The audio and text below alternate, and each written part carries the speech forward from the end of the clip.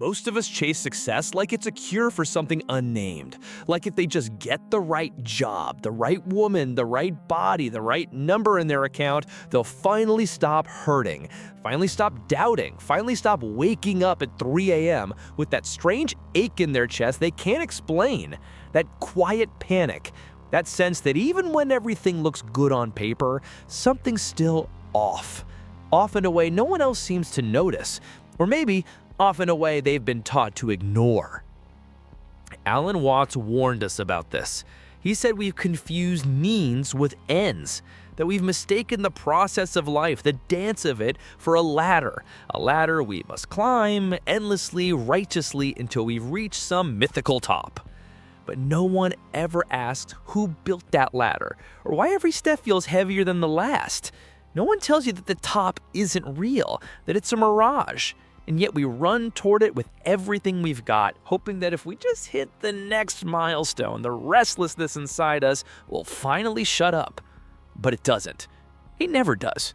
Because the man who chases success as a substitute for self always finds himself starving, no matter how much it collects.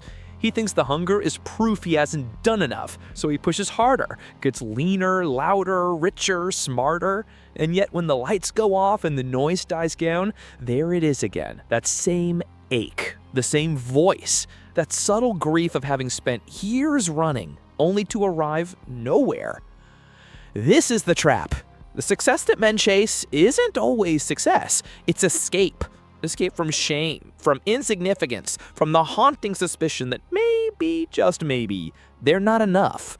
And instead of confronting that directly, they armor themselves in achievements.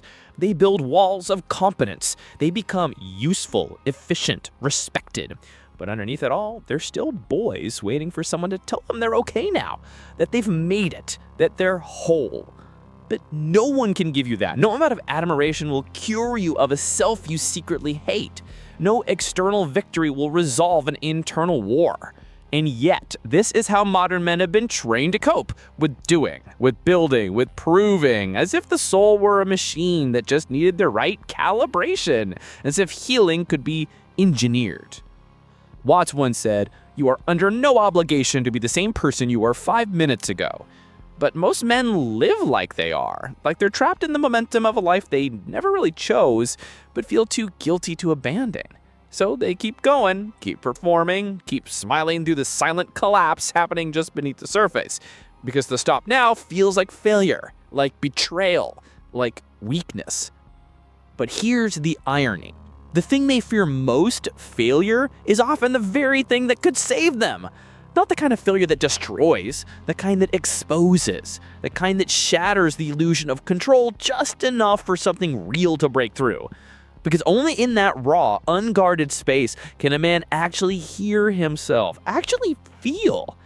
And that's what most men are starving for, not applause, but access. Access to the parts of themselves they buried under all the striving, the tenderness, the wonder, the stillness, the freedom to exist without having to earn every breath.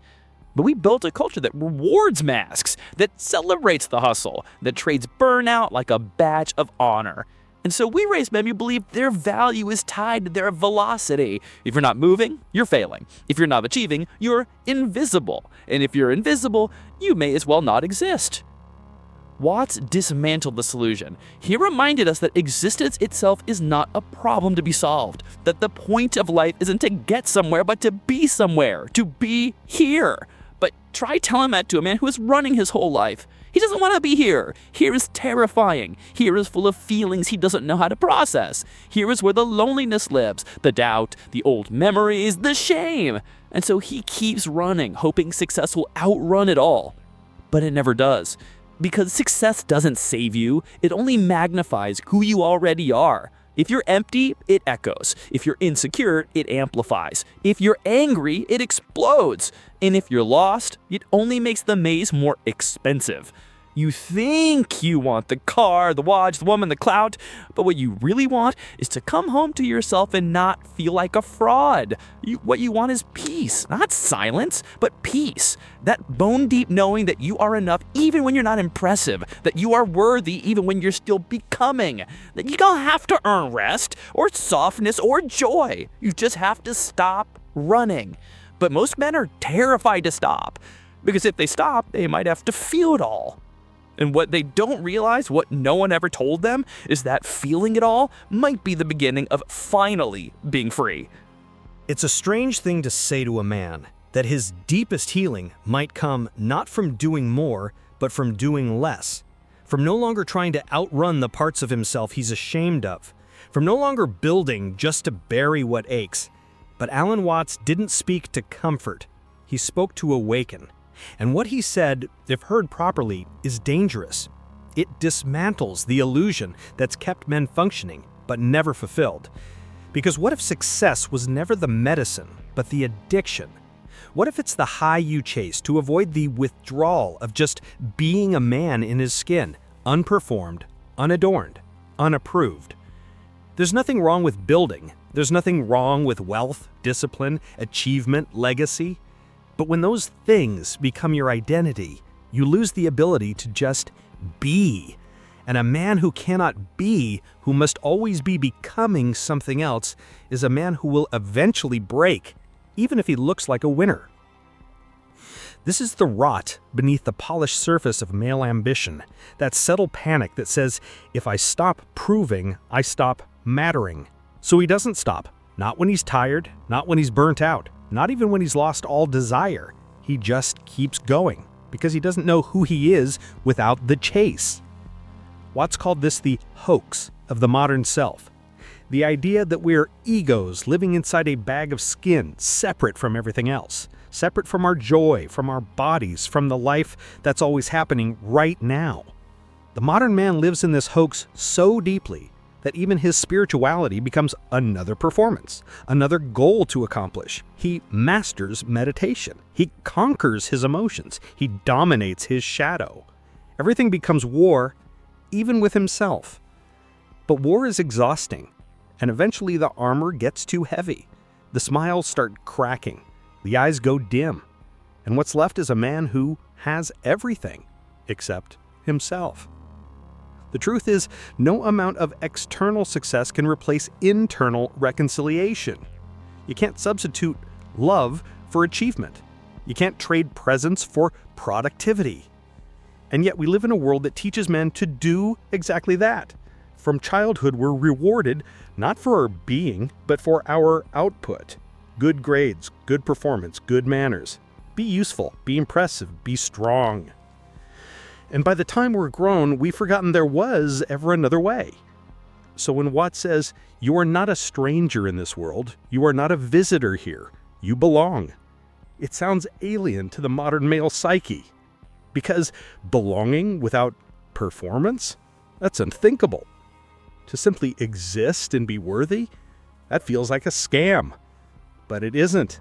It's the foundation of everything you've been seeking through struggle. Because the opposite of success isn't failure. It's self-betrayal. And that's what most men are quietly suffering from. They betrayed their hearts for a plan. They betrayed their curiosity for safety. They betrayed their softness for armor. And now they sit atop their small empires, haunted not by what they lost, but what they never let themselves feel. And what's terrifying is how long a man can live that way without ever cracking. Decades even, holding it all together, playing the part, providing, achieving, and everyone around him says he's doing great. But inside, he knows something's missing. He just can't name it. Or worse, he can, but no one would understand. Because to say it out loud feels like weakness, ingratitude, rebellion against everything he was told a man should be. But Watts said, trying to define yourself is like trying to bite your own teeth. In other words, this obsession with fixing, framing, and validating the self is inherently flawed. You don't become worthy. You remember you are. The journey isn't up the ladder, it's down, into the roots, into the shadows, into the body, into the quiet. That's the pilgrimage most men avoid, not because they are cowards, but because no one told them the sacred lives there. No one told them that their deepest power isn't in their grind, but in their stillness. That the man who can sit with his ache without numbing it is more dangerous than any alpha on a stage. That the man who can rest without guilt, who can feel without running, who can love without needing to be worshipped, that man has already won. And yet he might look nothing special. He might be the quiet one, the unfamous one, the man who walks slow, who speaks less, who doesn't need the room's attention to feel real, because he knows he is not the show. He is the space beneath it. He is the presence the world forgot. And he didn't find it through success. He found it when he stopped chasing healing through applause, when he stopped performing worth, when he came home to a truth so old it doesn't need proving. That homecoming isn't loud. There are no fireworks, no congratulatory phone calls. No one hands you a trophy for finally being whole. In fact, most won't even notice. And that's the point. Because the real shift is invisible. Not in what you say or do, but in what you no longer need. You no longer need to be seen to feel seen. No longer need to be right to feel strong. No longer need to keep running just to prove you're not broken. Because now you know you are never broken, only fragmented, pulled apart by a culture that taught you to divide yourself to survive, that said, these parts of you are acceptable, these are not. So you exiled the softness, the fear, the wildness. You put them in a back room and locked the door, hoping they'd die quietly. But they didn't. They waited. And now they've grown loud enough to be heard again. This is the healing men were never shown. Not the dramatic rebirth, not the tearful confessional, but the quiet integration of everything they left behind. It looks like laughter that doesn't need a punchline, tears that don't need an explanation. A man standing in a room full of noise and not being consumed by the need to dominate it. Watts spoke of the futility of trying to improve the self as though it were a car or a stock portfolio. Because the self you're trying to improve isn't the real one. It's the mask, the character, the avatar you've been maintaining so long you forgot it was a costume. But now you can feel it slipping. Not because you failed, but because you've outgrown it. And what waits underneath is not a better version of you. It's the original, the one that was here before the conditioning, before the guilt, before the grind, before the world told you to be useful or be forgotten. That self doesn't hustle, it doesn't grasp, it doesn't scream for validation. It just is. And that is enough. But here's the twist. Once a man touches that place in himself, he becomes more potent, not less, because now his actions come from alignment, not anxiety. His drive is no longer fueled by shame, but by joy. His ambition doesn't consume him, it serves him. He can build an empire, sure, but he can also walk away from it. And that is the kind of man the world cannot manipulate. This is what Watts meant when he said, the meaning of life is just to be alive. It is so plain and so obvious and so simple. And yet, everybody rushes around in a great panic as if it were necessary to achieve something beyond themselves. Men are drowning in that panic, drowning at a success that demands their soul in monthly payments, drowning in women they can impress but never connect with, drowning in purpose that feels more like punishment. But if you listen, truly listen, you'll realize it was never supposed to be this way. You were not born to climb endlessly. You were not born to perform healing like it's another job. You were not born to turn your life into a resume for God. You were born to wake up, to open your eyes not just to the world, but to yourself in the world. To walk through it not as a problem to be fixed, but as a present to be felt. That is not passive, that is not weak, that is revolution. Because in a world addicted to doing, the man who can be is a threat. He cannot be seduced by hollow victories. He cannot be sold false urgency. He cannot be broken by silence. So, if you still think success will heal you, pause. Ask yourself, who told you that? Who benefits from you believing that? And then ask the harder question, what are you afraid you'll feel if you stop chasing it? That is the doorway. Not the next goal, not the next hustle. That.